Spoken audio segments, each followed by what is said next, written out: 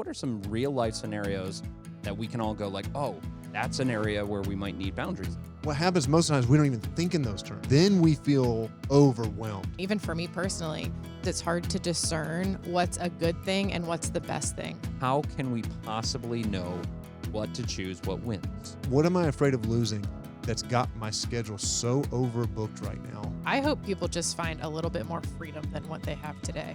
I think this is something that I could use in my own life. Have you ever felt burned out, overwhelmed? Maybe you feel undervalued and maybe unappreciated. You know, the secret to a lot of these feelings is a lack of boundaries. And the answer is rediscovering boundaries in our lives. And that's what we're going to talk about today. Today, we're going to give you 4 really clear steps that you can do to institute and put in place boundaries in your life. Now, it doesn't matter what you're going through. It doesn't matter if it's boundaries in work or in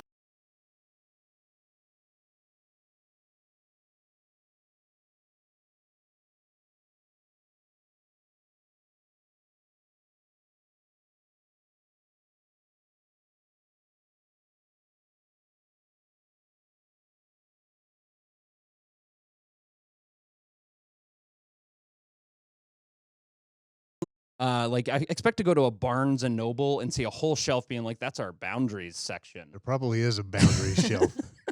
It's probably true. That's probably a real thing. Yeah, it's probably right next to like keto diets. Yes. So like I'm just kind of curious, could we define it for our purposes what personal boundaries are? And let's try to expunge the self-helpy stuff out of it. So Yeah, so I think around guardrails, things to make great decisions, just around what you let into your life, what you don't let into your life, and just, some of the filters around whether, again, it's your in-laws, your work, your school, your kids, all that stuff. what I like about what you said there is guardrails.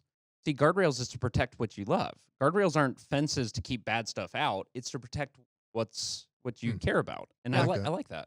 Yeah, it's to keep you from going off the road into the ditch. Yeah. Been there. I think of a couple things. I think of decisions that you make. So, Joanna, I think you're definitely onto something with that. In other words, we're in control of our lives, and we tend to think about our schedule or our finances or our work schedule and all that as if we don't have any agency over it. So I like that you brought up it's decisions that we make. I also think it's structures that we put in place. So boundaries, if I were to sit down with someone and they're like, what is a boundary? This is how I'd probably say it. It's decisions you make and structures you put in your life to create margin. That's the bottom line, to create margin. And what is margin? Margin is the gap between the load we're carrying and the limits we have. Oh. That's margin. And so when the load you're carrying is right up against the limits of your life, you have no margin. The only way to create margin is you've got to set some boundaries. So, Wow. well, I'm sure we'll dive into all that, but that would be conceptually how I would think about boundaries. I think I I don't know if I should be hosting this episode or just listening to this episode because I think this is something that I could use in my own life. And I think everyone can probably agree, but maybe if there's listeners out there that they're not totally sure this applies to them, what are some scenarios that we might need boundaries in? So what are some real life scenarios that we can all go like, oh, that's an area where we might need boundaries in? Money. Oh. So let's just go back to the definition, personal finances. So we all have limits. What is our limits? How much money we make. So, I mean, like this is probably the easiest, most practical sort of way of thinking about it. I make $10, let's just say. Yeah. That's my limit.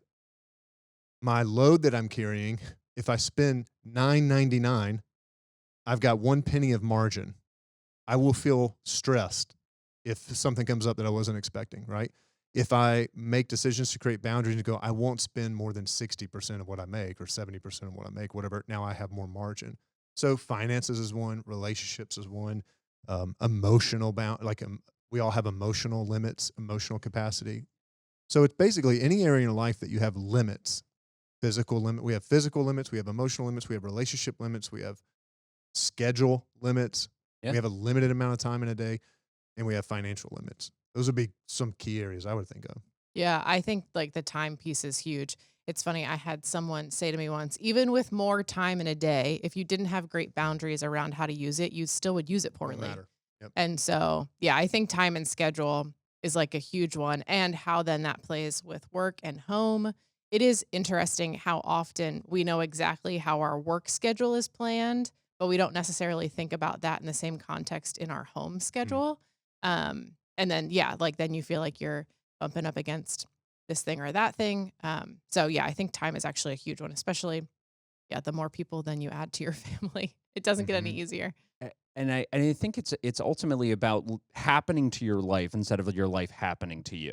Hmm. Boundaries is a way of you getting to be the conductor, Yes. the captain of your life, and saying like, no, I'm not going to just float like you said, like a piece of paper on the wind kind of thing. But it's like I'm going to actually make a decision and go towards it. Yes.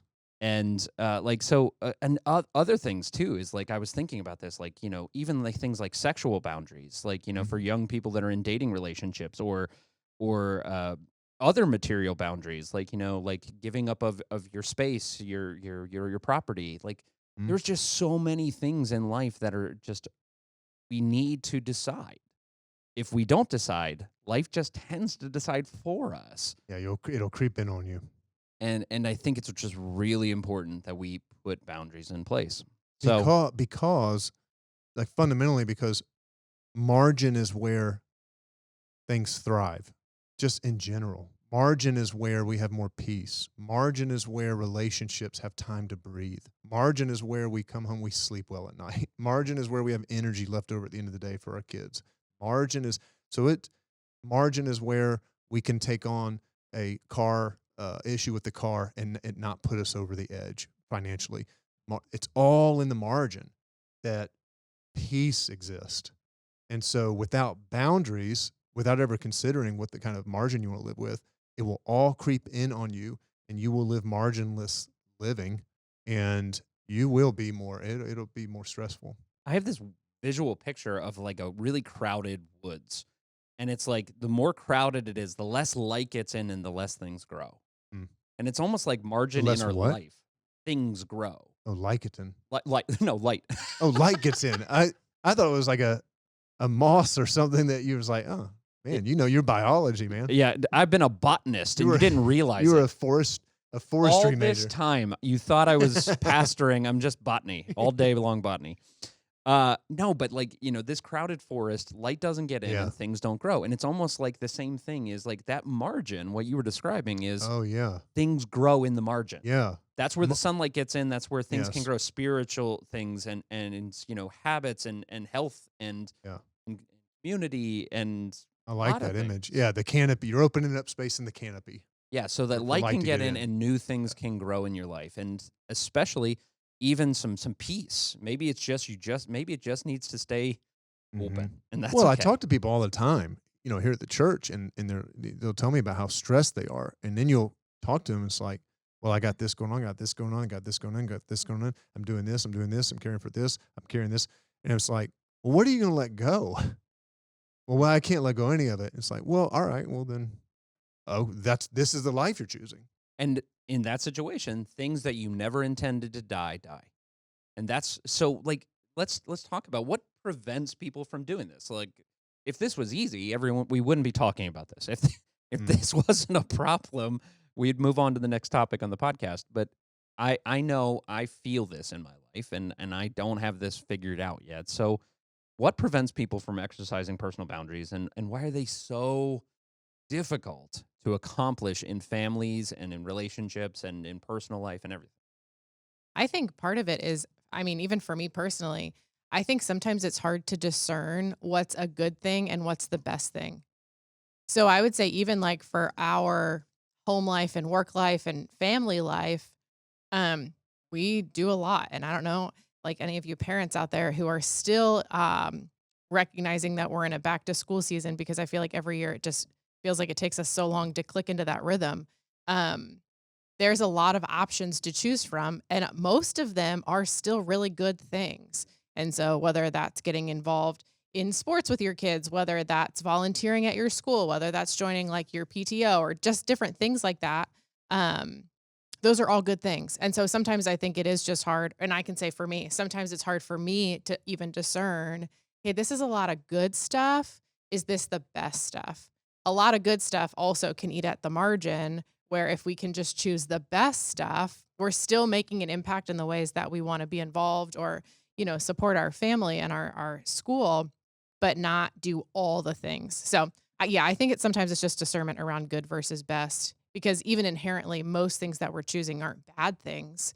It can just be appealing to want to do a lot of good things. I love that analogy of good versus best because I think if we don't prune life, things that a lot of good is going to go away. We'll never get best. And in actuality, some of the very good, you get burned out. Mm-hmm. So all of a sudden, you could have been good for these 3 things, but because you tried to do these 6 things, Yeah. now you're good for no things. Yep. Yeah. But the question still remains, what's the thing behind the thing? That's what leads to it. What's the internal drive that would even lead us to those Mhm. things? And as the thing I wrote down was just fear of loss, and kind of Yeah. working this out as I'm talking here. So, but I do wonder if a fear of loss at the end of the day is kind of fundamentally behind why we don't set boundaries. Now that can look at 1,000 different ways. So it's a fear of loss of a material thing that we think we deserve or that we're not going to get. If we don't buy it now, we're not going to have it. So it's a fear of loss of that. Okay. It's a fear of loss of an opportunity. And so we pack our schedules and we live up against our limits. We don't create boundaries. It's a fear of loss of a relationship. And so we take on all the crud that we shouldn't be taking on from someone else because we're afraid of losing the relationship. So we've convinced ourselves, I think a lot of times, that the fear of loss is real. And so we don't want to go through that pain. And so we live the fear of loss of our kids falling behind. So we've got them in every single thing. But now we're the ones paying the margin cost of it. Yeah. So I do wonder if some of that's behind it. And I think so much of the scriptures talks about contentment and us being willing and able to trust God with what we've been given, not necessarily like to let go of the fears of what we don't have. I think about David in the Psalms. This is the day that the Lord has made. Not tomorrow, that's coming, but this, like, can we be content with this day right now? I think about the 10 Commandments in Exodus 20, right? And at the end of it, it's like, do not covet. What a fascinating, if you had 10 rules, think about this. If you had 10 rules to give someone and be like, this is it, would don't want what other people have make the list for you? I mean, it's an interesting kind of thing. And yet that's the one that's unpacked, I think, if I'm remembering correctly, that's almost unpacked the most. Because if you get that one, that will drive all the others. And anyways, so it's interesting, even when Jesus talks about in Matthew chapter 6, do not worry, tomorrow will have enough worries of its own, whatever. He draws it back to contentment. He's like, look at the birds of the air.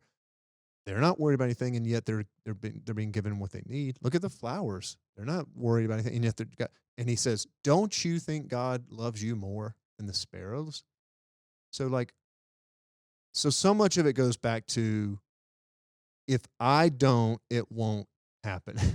If I don't do this for my kids, if I don't do this for myself, if I don't whatever, if I don't take on this problem that's theirs, it's not going to happen. And so we just take so much on, and then have to live with those repercussions. I think I think that is like literally probably 50% of all boundaries and lack of boundaries is that. I think there's one other, and I think it has a lot to do with self-esteem and fear of conflict. Yeah. I think a lot of people don't have boundaries because although they might intellectually know everything you said is true, Yeah. they are deathly afraid of putting boundaries in their life for fear of upsetting others. Definitely. Like, they don't want to ruffle feathers. They don't want to say no to the family vacation because they're afraid Yep. that, everyone's going to be mad at them. Yep. Or they don't want to say no to the project at the school because they're afraid that Don't want to let someone down. they're going to let someone down. Yeah. And then I think it ties into self-esteem because it makes them feel important. And I've known some people that have like no boundaries, no margin, no sunlight's getting in. And I think they like it. I think they like it even though I see them eating away at them because they're like, I'm important. What I see a lot, Chad, too, is people doing those things. And what I've done is stepped in and doing those things and then being resentful about it. Yeah, I see that a ton. And I've done that. I've been there where, because I'm like, it's like when you start rolling your eyes, like, fine. And you don't really want to. You know you need a boundary. You know you need to say no because your margin is too tight. And yet you roll your eyes and do it, and it's like, then all the joy's out of it anyways. So you go to the family vacation and you're rolling your eyes about it because you know your family just needed some time together, and now you've got to give it up or whatever. So I'm not saying those things are easy. There's a lot of dynamics to that kind of stuff.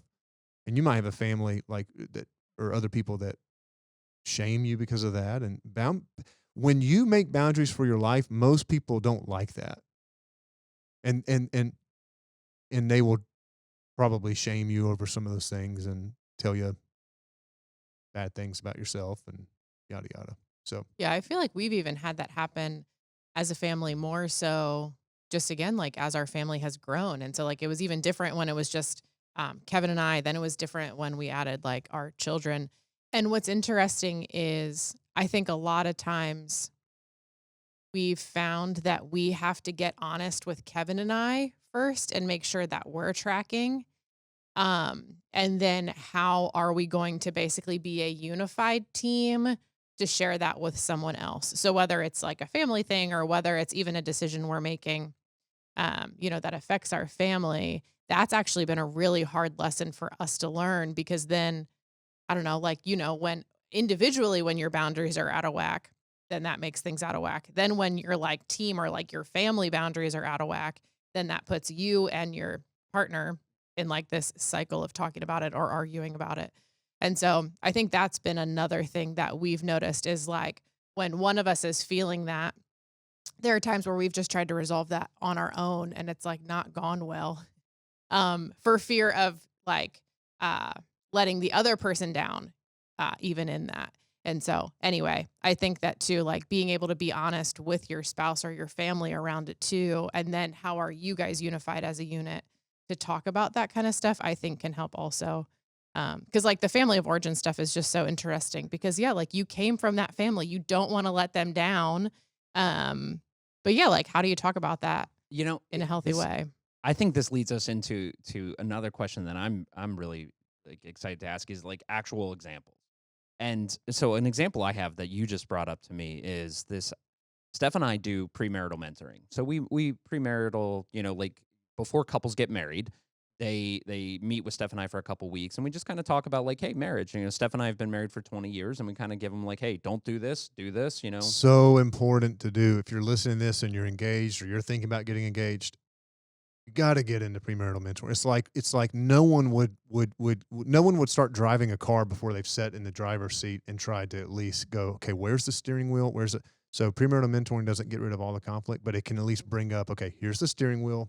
Here's the issues, here's the gas pedal. Here's the things y'all need to talk about. So anyways, sidebar on that, but. And LCBC has great premarital mentoring. Yes. Because talk to our church. If you're somewhere else right now, go to another church, find it. In the show notes, we'll link to some information about that. But one of the things we talk about that couples just are always surprised that we talk about, and we talk about it for a while, and it's boundaries. And we talk about you're going to have boundary issues with your parents. Yeah. And they're like, "What? Well," and we're gonna be like, "Do you ever think about where you're gonna be on Christmas morning?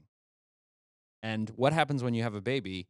And so we have couples come back to us and go like, we had to have a conversation because mom and dad were stopping by unannounced, just opening the door, and we've been married for 6 months. And it's like, not the right time to open the door. Yeah. And it's like boundaries. Yeah. You need boundaries. And I think that's an example of, so in-laws and family members that are well-intended. It's like Joanna was saying, your heart is for them, you love them, but boundaries is the best thing for your relationship so you don't resent them. Mm-hmm. So what are some more examples of some places where people might need boundaries? What about work? Like, do you see like workaholics? I think it is another one where people like they don't make time for anything else but work because it's good and they do it for their family, but it's also self-esteem related. I think that's another one. I just think there's a lot of those out there. Yeah, I'm trying to put it into words, but almost like that achieving or like areas of performance. And so it is even interesting. as we've gotten deeper into like the sports world with Finn, it's like, well, this year there's more practices than ever than there were last year. And even Finn is like wanting to, Dad, can we get to the field and practice again tonight? Like, I really want to do this thing really well. And so anyway, so they've like been working on pitching. But like, I think it's even things like that, that it's like, because you just want to be so good at the thing, you just like start, just like hyper fixating even on the thing, that then like boundaries kind of also, whatever boundaries you did have in place around it, they can kind of move over because you want to do the thing really well. I love that. I actually have some friends that their son was into archery, and he actually was really good. Like I didn't actually know that archery was still a thing, but apparently it's quite a thriving sport. And his archery coaches and stuff were like, no, this kid could like go to Vegas. Like this kid is like really, really good. I had And, no like, put on idea a he'd show? go- Like yeah. no, apparently that's where archery that's the Mecca. competitions are. Is Oh. like, you know, Interesting. I thought you were talking about like he's with the tiger magicians and he's like, you know what I mean? behind this it's a white tiger. Right. And he's just shooting it with a bow. Okay, so not a show. not a show, competition. but Gotcha. now that's in my head for free. No, he Penn and could Teller. go to the competitions and stuff, and they were like, but what he needs to do is continue. Like he needs to do more. He needs to do more practices, more tournaments, more. And they were like, oh, they were like, no. That was surprising to everyone involved because it was like, why isn't this best? And they were like, no, family game night is best. Well, see what they're doing there is, families have to make, you have to make a decision, even at a personal level. It doesn't have to be a family unit. At a personal level, see, there was a concept a pastor put out there years ago called choosing to cheat. And it's the whole idea that every day we're cheating something. We like from so in that, take that example. They made a decision that they were going to not cheat game night in order for the activity of the son. Now, some families may make a different. You just got to know what you're choosing to cheat. So Yeah. some families that might be, no, we're willing. We're going to create margin on the other side in order to help our kid right now pursue this archery dream of theirs. That's Totally. fine. You just got to know. It's just more. What happens most times, we don't even think about. We don't think in those terms. And so what's happened? Then we feel overwhelmed because we haven't thought. We never tried to. We didn't give up anything to pursue another thing. That's the issue. And so whatever your decision is, just realize you are going to cheat something and just be intentional about what you're cheating. That's all. Make that actual decision, intentional strategic decision. If you don't, it's going to catch up with you because you are, again, implicitly cheating something. You have to. And we only have, remember, limits. We only have this many I hours. tell that story. I tell that story not to shame any parent, like, and this family might decide a year from now that they're going to go do that. Right. And that's fine. That's fine. But I like that they didn't just, coach said, so we did. We have to. Yeah. They thought were like, about it. They were like, no. They were like, we're in control of it. And they made that decision. Yes. Yeah, And it was their life's decision. Yeah. Now they might make a different decision later. Sure. But for right now. But they'll make it intentionally. Yes. Knowing what they're giving on the other side. You're just always trading. You're always cheating something. But what if you don't? So that's my next question is like, what if you don't? Like, what if there's someone listening out there that's like, that's all well and good. And there's a lot of people that are going to be like, I just can't, guys. I'm sorry. I can't. You just can't what? I can't make boundaries. Like my life, I have no margin. I'll never have margin. Maybe they aren't really wanting to do the personal, reflection of what they have in their life right now. So is there dangers? Like, so what would you caution people that are saying like, sorry, boundaries are just not for me and my family right now? So. Yeah, I would say to them, you're not going to be able to do that forever.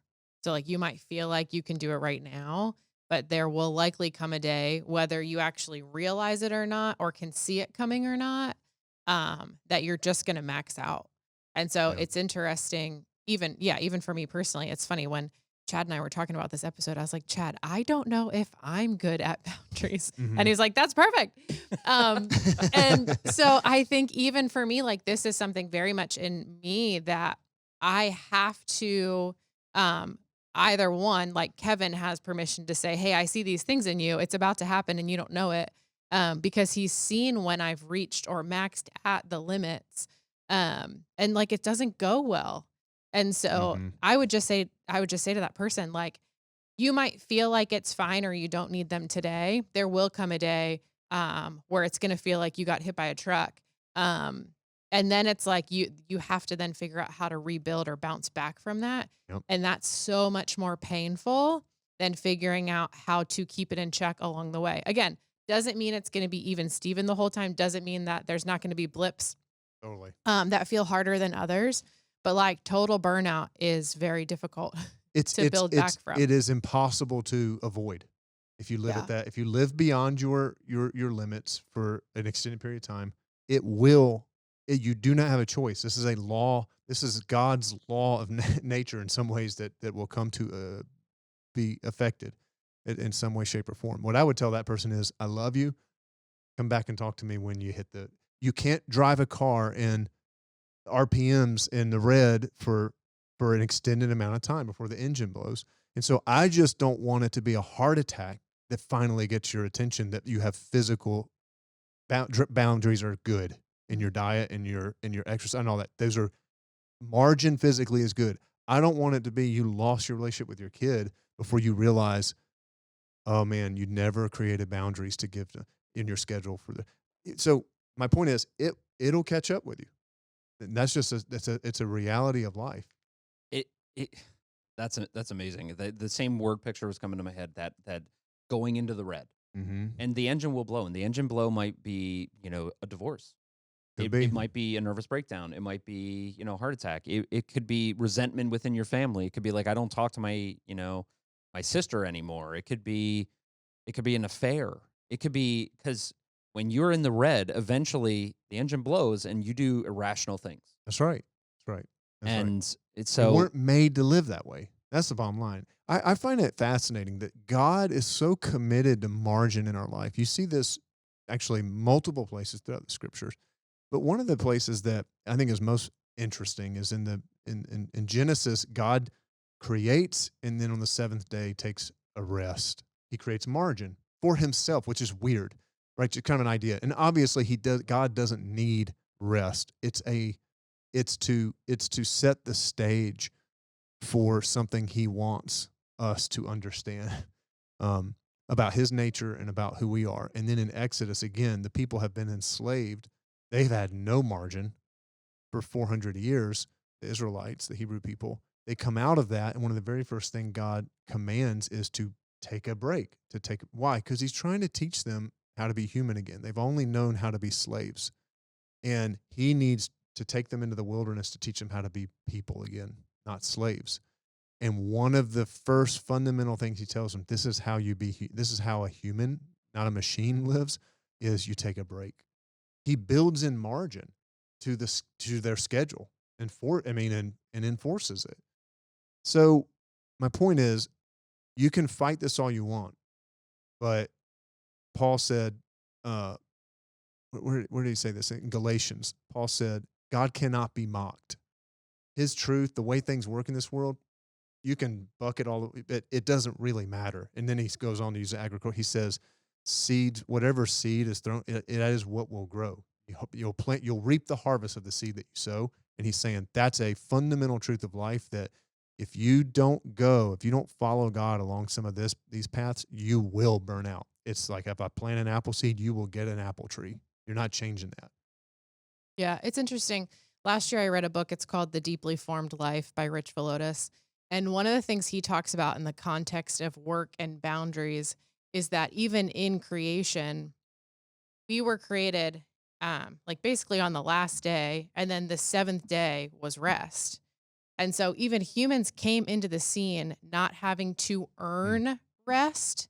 And so I think sometimes also we feel like, and me, even just the way I'm wired, sometimes I feel like I have to do all the work to earn the Yes. rest. That's so true. And God was not asking me to earn rest. Yes, he was asking me to like do the work, Yep. to like Co-create with him. right, in this world, exactly. Steward. But Yep. he wasn't telling me that I need to do the work in order to earn the rest. And so like Jason, I even remember a while back, you had even shared with our staff, like, don't go into vacation to feel like you had to earn the rest. Like, how much better would it be if we could actually go into vacation and just enjoy it and Yeah. not feel like that's the moment that like we're going to burn ourselves out, get us to that moment, and then use vacation to like, quote, Recoup. recover. Yeah. Right. Instead, what if we just got to enjoy it because we didn't, um, earn it?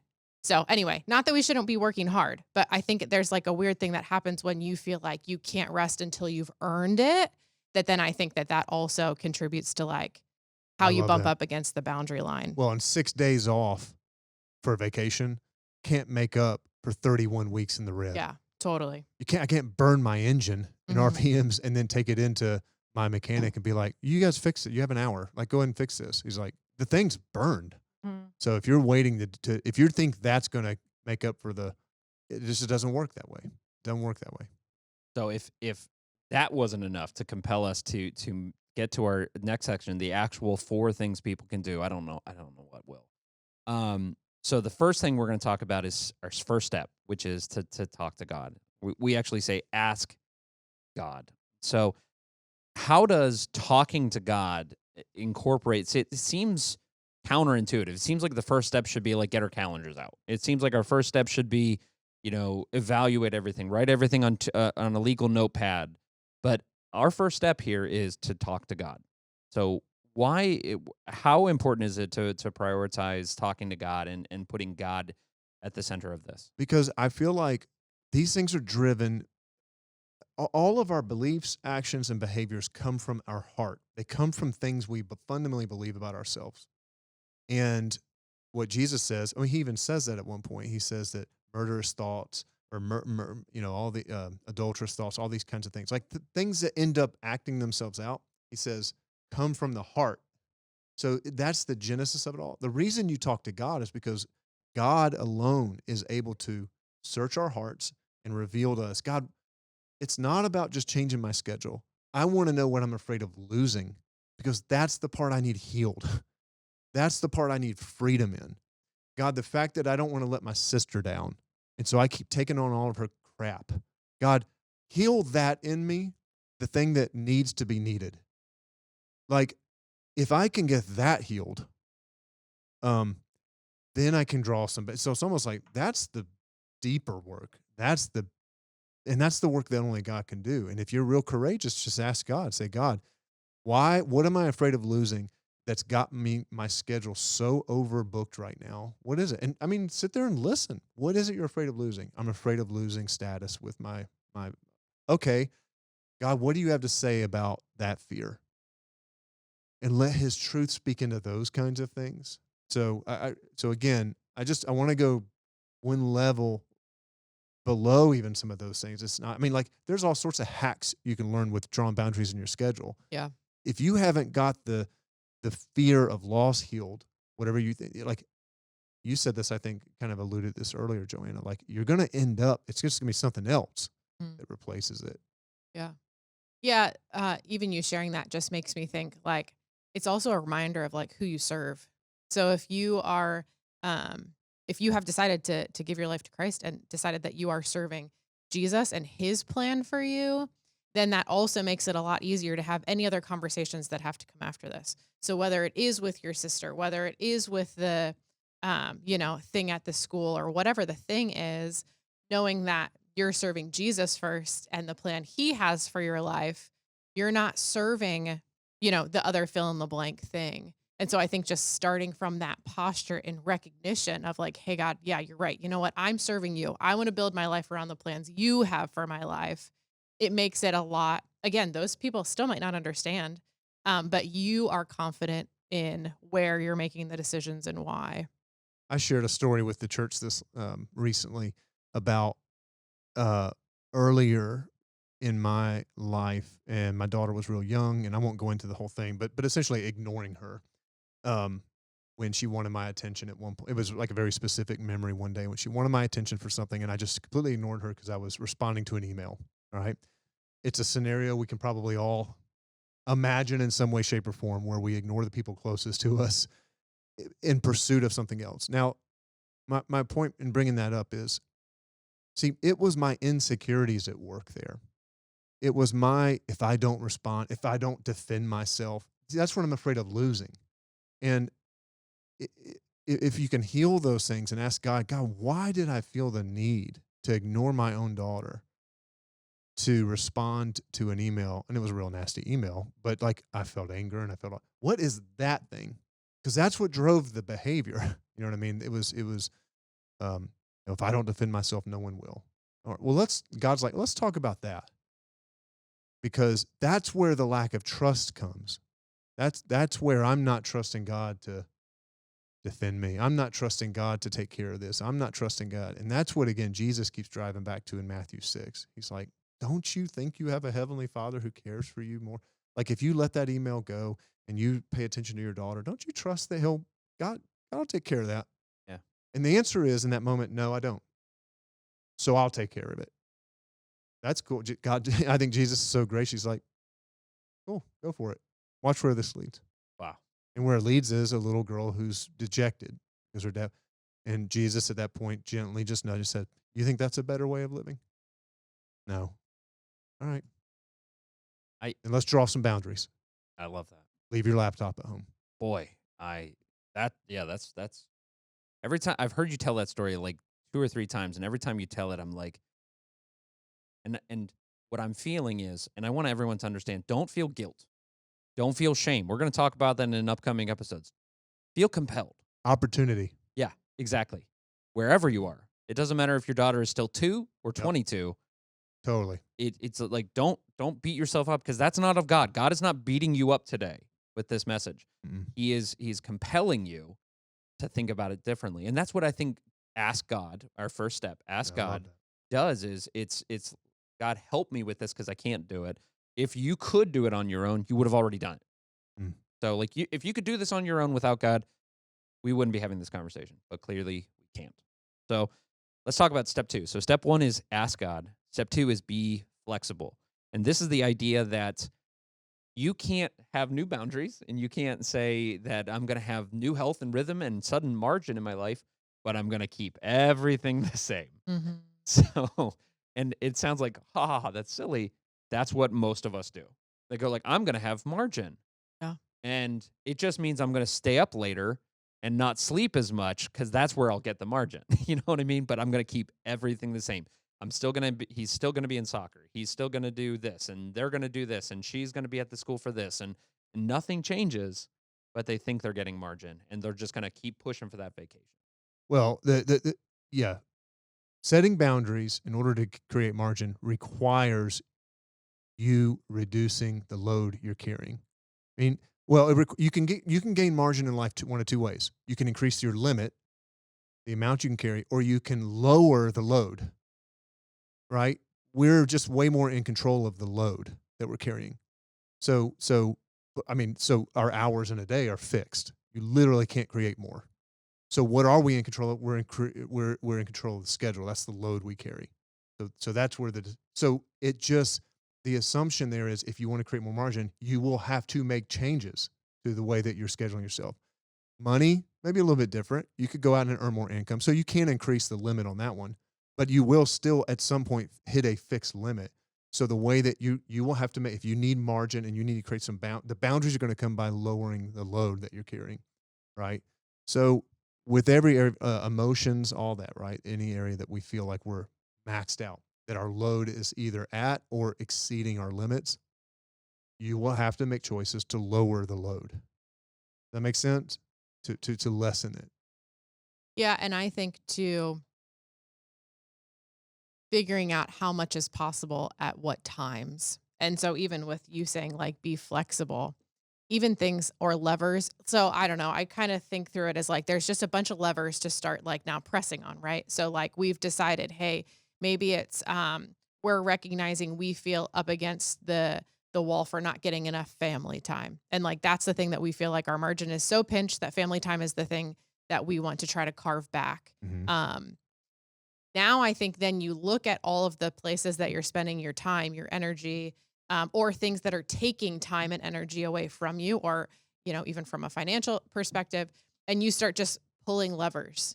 So like I think there's probably two ways to think through where you could just obliterate the whole thing and start over. But for most people, that's just not possible. So then what are the small levers or choices that you can just start pulling? And so I think when you start evaluating, being flexible in like, you might pull one lever and it just doesn't quite work right. So then cool, like let's go to another lever. The thing that I like about starting the conversation and being flexible is for no one person or one family is this going to be a one size fits all. And so I think just being flexible is awesome because you're working from an intentional place. Anytime you choose to start from an intentional place, good should follow that, right? And so anyway, just in the realm of being flexible, I think what is the low hanging fruit and what are the small levers to start pulling to then see what happens as a result of that. And then give yourself a whole ton of grace, like as you're figuring it out. And so, I would even say for us and our family, from season to season, we try to evaluate and be flexible because no two seasons look alike, in just even the life stage of a year. And so, anyway, with being flexible, I think like you just have to start small and look for the little wins. And little wins over time, I think, create more margin, and get you closer to where you feel like God is calling you or your family, kind of in this area. I I I love that. Being flexible is just simply a fact of it's choosing it's choosing what needs to change. It's looking at everything and choosing what needs to change. Now the anecdote or the solution may look a lot of different ways, but sometimes just being flexible is saying this is what needs to change. This is what God has revealed to me by asking him needs to change. Let's figure out a way to change it, and that could look a lot of different ways. Mhm. So, step 1 is asking God, step 2 is being flexible, but step 3 is choosing what wins. Mhm. Choosing what wins, not what loses, but what wins. And I think this was a good segue into that is how do we choose what wins? How does a because this goes back to what Joanna said, and I think this is really a difficult thing for a lot of people is everything's good. Everything's good. Family time's good, and extended family time's good, and working at the church is good, and volunteering at the school is good, and it's all good. How can we possibly know what to choose, what wins? Well, and two, actually, even with what everything is good, I think we also just need to acknowledge that sometimes everything might be necessary too. And so I know we're listening to, or we have listeners that are in a bunch of different scenarios. And so I also know that you might be listening to this thinking, like, hey, I'm the one that is working this weird shift to put food on the table for my kids. I'm the one that, like, yeah, you're right. You know what? I do miss bedtime because, again, I work that weird job with the weird hours to put food on the table for my kids. And so I also just want to acknowledge, like, there might be circumstantial things that are Mhm. also Yes. happening that while those things also might be good, you might find yourself in a scenario where some of these things are necessary. Um, and it might not be able to like, like obliterate, rebuild, start over. And so anyway, I just think like quick little I sidebar on love that. that. I think So, single parents, that's a Yeah. huge one. I yeah, mean, all of so our friends that are single parents, the load that they carry is significant. It's significant, and so many of them feel like they're constantly pushing up against the limits. I just don't want to let anybody off the hook because the reality is there's people. I mean, like when I say let off the hook, I mean in doing the work of evaluating, going where am I living marginless though that I haven't created some boundaries. And I guarantee with every single person, single parent, parents, single person, college student, doesn't matter. We tend to live at our limits. And there is always places, might be small, but there's spaces to create, gain back some margin emotionally, Yep. physically. And I think to recognize there are sometimes we have margin that we don't recognize as margin either. And so, like, practically speaking, like, I don't know, let's say it's like, again, that quality time piece. So maybe you're listening and you're challenged by getting quality time with your kids. So, what are pockets that you're around your kids that you're not using the margin that we also do have? And so, I think, I could think about even drive time. Like right Mhm. now, we're doing a lot of driving to get everyone where they need to be. So, it's like, great. Then, how are we recognizing that? And then, even being intentional with that car time to carve out like the let's have some intentional conversation or like also let's not make sure we're uh wasting the margin that we don't even know that we have as margin. Does that make sense? Mhm. Well, yes, and the thing is, when we're in the red all the time, when we're constantly, we will take any margin we have and we'll numb. We'll usually numb Right. ourselves out. Yep. In turn, creating that sort of that self fulfilling prophecy of you're numbed out. You had some margin. Now we're talking schedule again. Yep. But you had some margin, and then all of a sudden it's kind of wasted. Yep. I know that's where. I mean, I definitely have been there. Totally. And then you go right back to striving. Yeah. And then you get into this weird, like, where you're still thirsty, even though you think you just Yeah, rested, but yeah. you didn't really. Yeah. Seems to make sense that if you're a single parent, you probably have already grown accustomed to creating margin with budget because like there might be a limited amount of budget and you go like we can't go on that vacation because we have a limited budget. But a lot of times we got to talk to God about our feelings of like I want to give my kids everything because I'm trying to compensate Yeah. No, for that's true. what Yeah. they've lost. So I want to give them everything and I want them to have the sneakers and I want them to go on that school trip and I want them to have everything. But in the same way, I would encourage all of us, let yourself off the hook.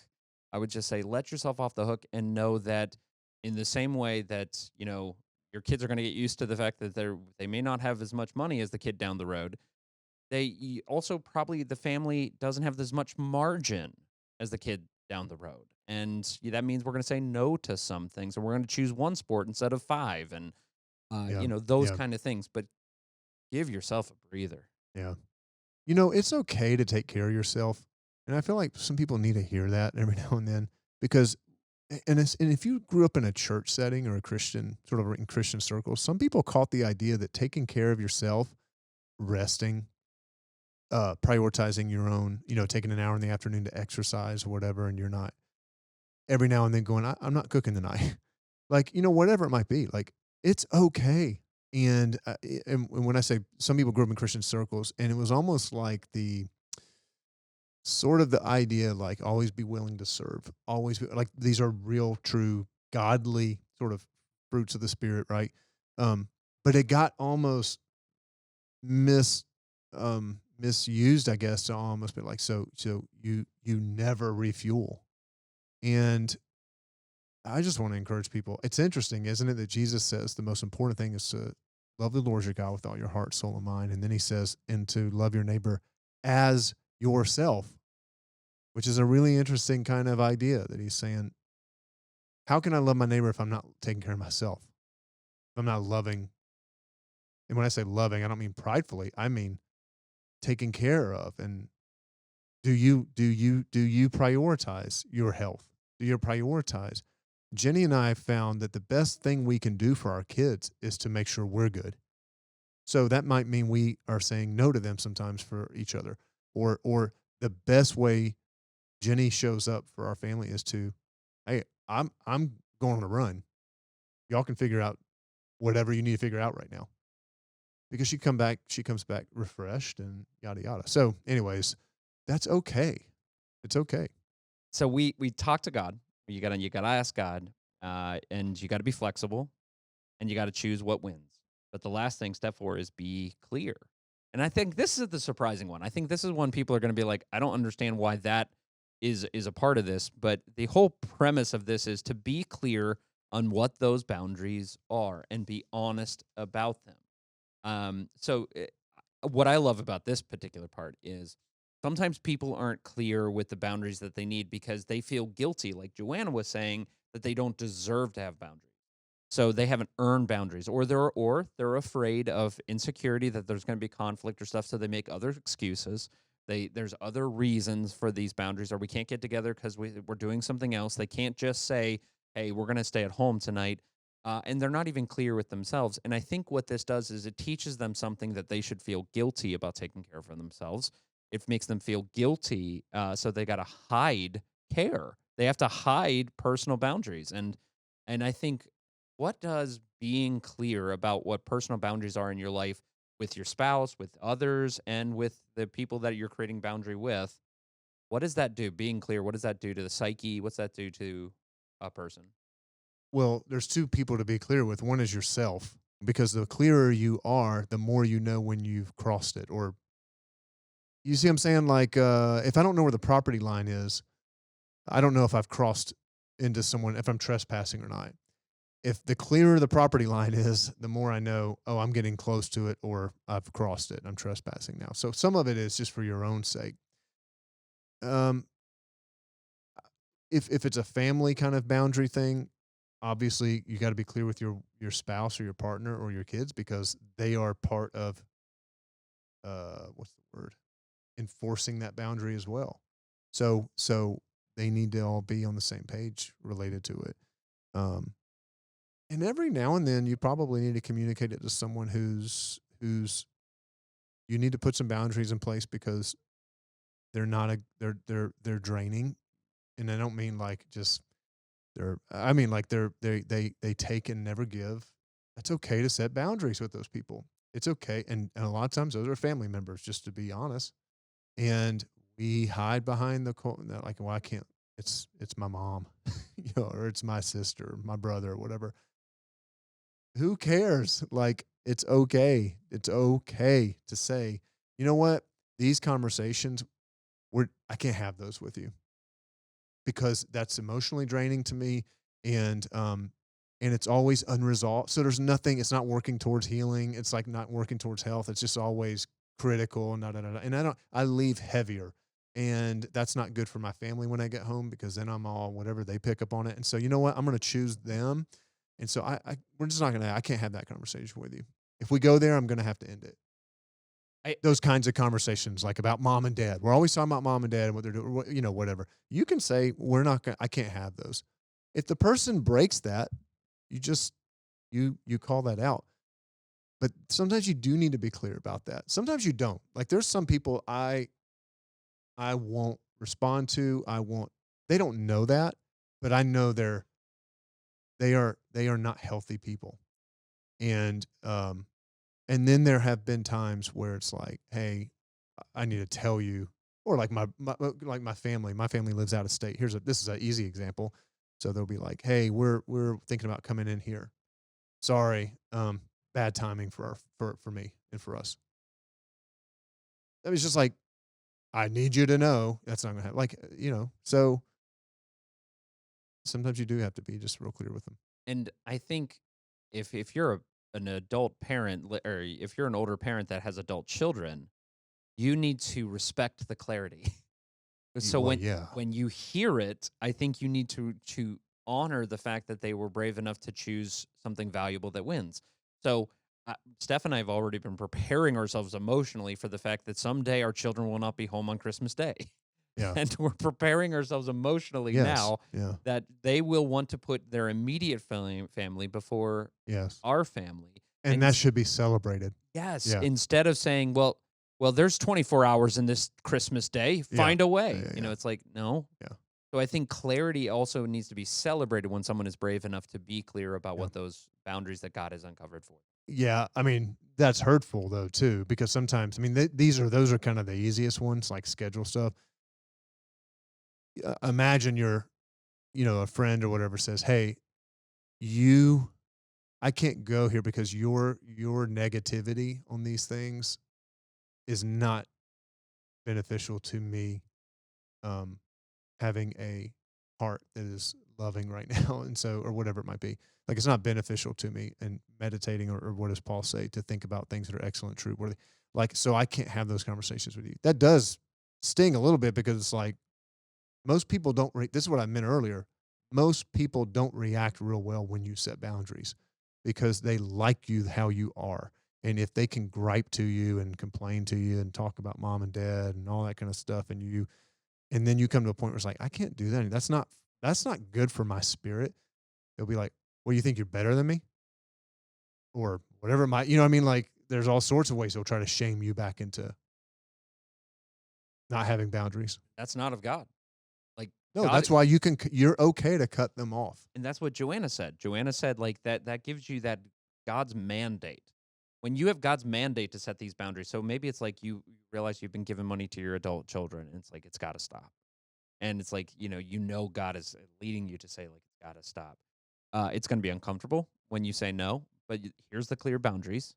Here's the expectations, and here's where we're going to go on. When you know that it's from God, there is an authority that you kind of rest in and lean against. Yeah. Yeah, and I think again, one of the things we just talk about even at our church is just communicating truth with grace. And so I think just when you're being clear, like recognize, I don't know, I mean, I've even gotten to myself in these types of conversations and then you realize you've spoken so much grace that now you haven't been clear and you might even be back to where you started. And so recognizing going in like, hey, how can I say this in the most gracious way but while still sharing truth? And so then sometimes on the flip side, like I have been met with, or Kevin and I have even been met with, like, oh my goodness, we just didn't know that about you guys. Or we didn't know that this thing was hindering that thing. Or like, I don't know, I even sent some to someone last year, actually like in a season where usually from like November to mid January, we just know our life is crazy. So we're probably more in like hibernate mode than like trying to fill the schedule with all these other things. People just didn't know that. And so I think even um, when then you recognize boundaries, yeah, being clear about them, because again, like people have their own stuff that they're worrying about. And so they aren't necessarily even thinking about your boundaries first.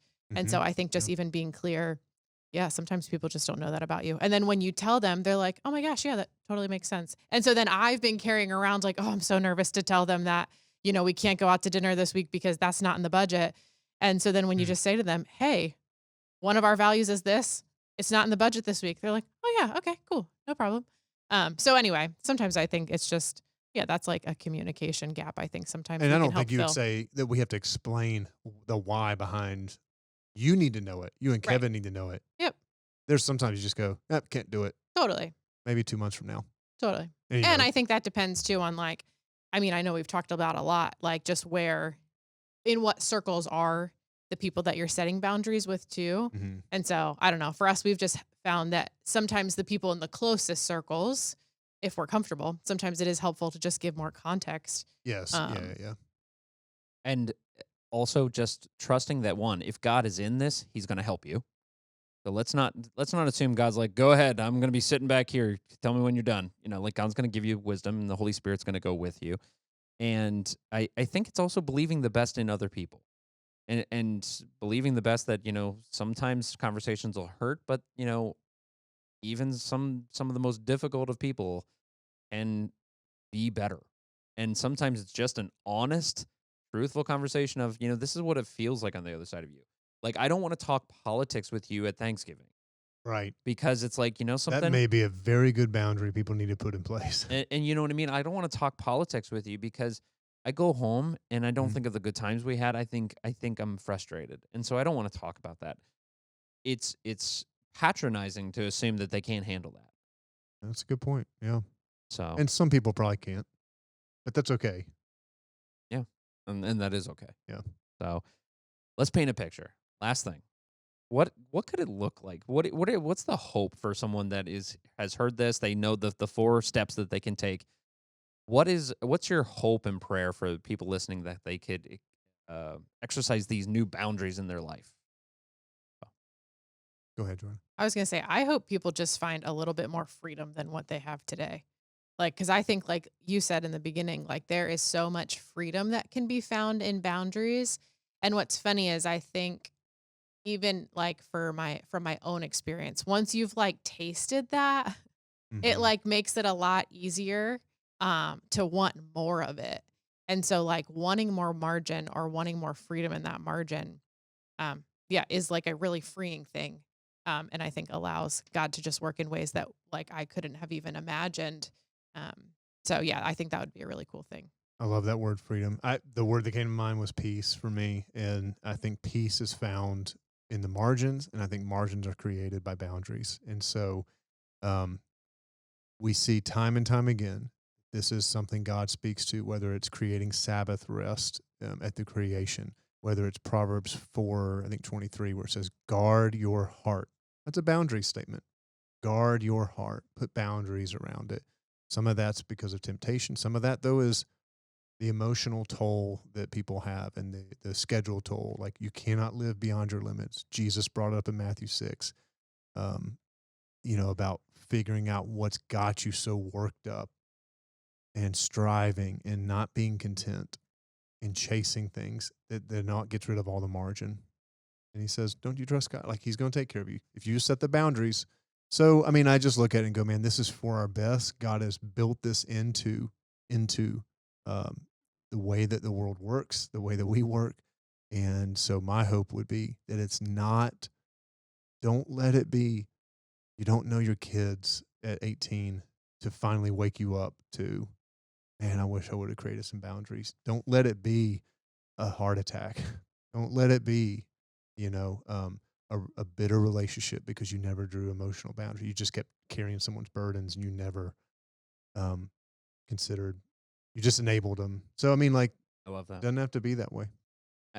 And for me, I can't help but think of the trees and the canopy clearing out and that light and growth. Like, you have no idea what God wants to do if you just clear a little bit of time, a bit of space, let a little light in. What could grow in your family, grow in your life, what could grow in your work, grow in your heart. So no matter where you're at, no matter where you need boundaries, like, remember that you deserve boundaries. You deserve rest. You don't have to earn rest. You deserve it. And God's willing to walk you through these steps. He's walking you through these steps so that you can find peace and rhythm in life. This is one of the blessings of being a life changed by Christ. And if you are a life changed by Christ, live that change out.